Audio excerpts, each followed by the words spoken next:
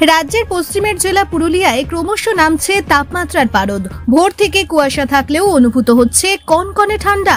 সকাল সন্ধে রাস্তার পাশে আগুন জ্বালিয়ে চলছে শীত নিবারণ। আজ পুরুলিয়ার তাপমাত্রা 11.4।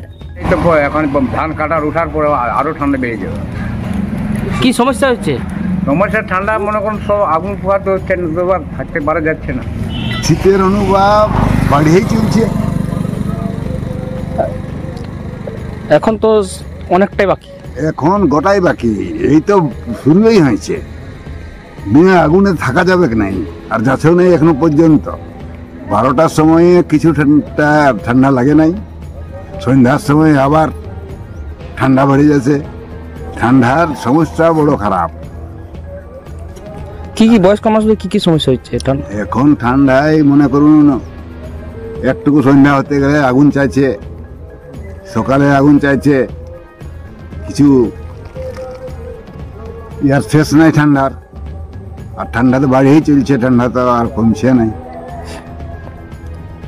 পুরুলিয়ায় কিরকম শীত পড়ে অন্যান্য বছর?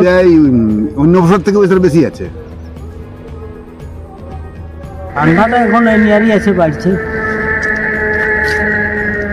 কতটা ঠান্ডা বেড়েছে? ঠান্ডা এখন পড়েছে ভালো রকমের ঠান্ডা। কি সমস্যা হচ্ছে? ঠান্ডাটাই তো বুড়া ঠাড়া লোক মরেও যেতে পারে।